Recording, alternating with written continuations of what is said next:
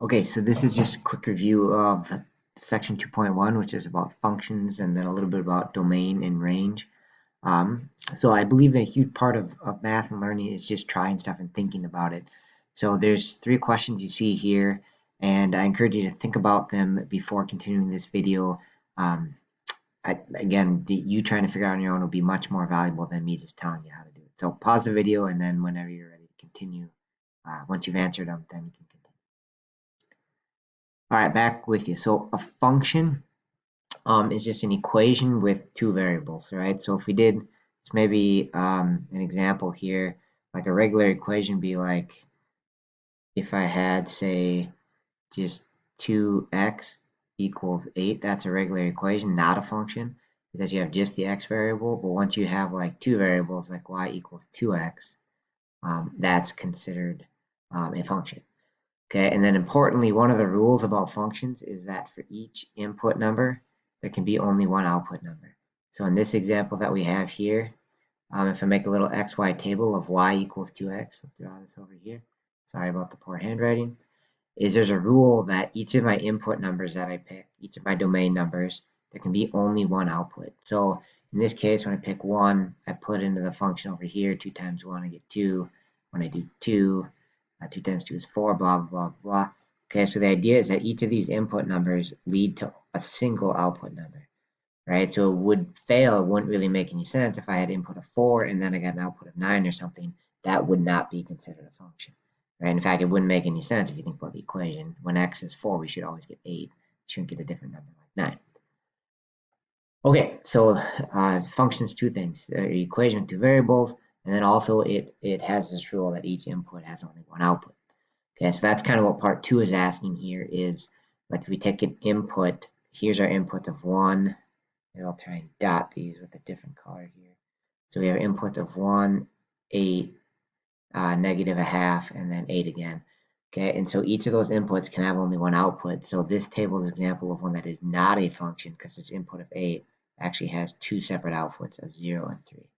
So it's no. Okay, so how to tell if something's a function in a graph is you draw what are called vertical lines. And if you just draw a bunch of vertical lines, right, and if any of the lines cross more than once, right, so any of these lines, actually this one crosses, looks like 3 times, that makes it not a function. This input x, whatever x value we're on down here on the x-axis, has 3 different outputs, so it's not a function. Okay, so one other big topic from yesterday was domain and range. And domain is what is possible for x.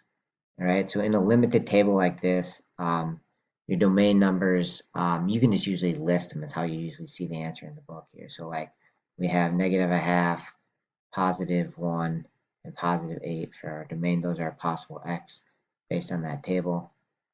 Range, you have just 3 different numbers here again. Usually you put them in order, so I'll try to do negative 3, 0, and 2.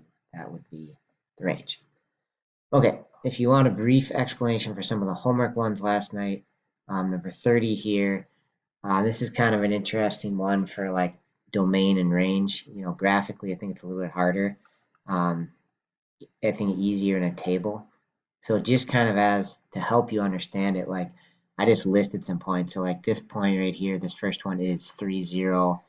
This point is about 2 and 0.8.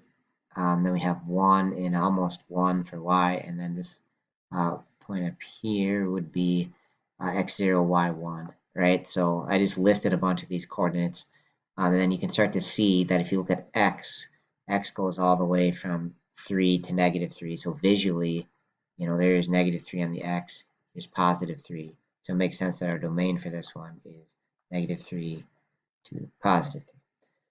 Right, and range similarly, we can look at the table, though I didn't list any of the points down here. So if we were to list all of those, then we would see that y goes from positive 1 to negative 1. So we'd say the range is negative 1 to positive 1. Only other thing real briefly on homework, 29, the domain and range are a little goofy. I could see, I think the book lists for domain negative 4 to 4 because that's what's shown on the graph. But I kind of don't like that answer. These arrows means it goes forever this way and this way. So to me, a better domain is all real numbers for x. Similar idea with range. Range is 0 to 3 based on what's shown on the graph, but in reality, I like a better answer is to say it's all the real numbers greater than or equal to 0, because we start at 0 and then we go up forever on the y-axis. So it's all real numbers greater than or equal to 0. Either answer will suffice on a test. Just thought I'd clarify that a little bit.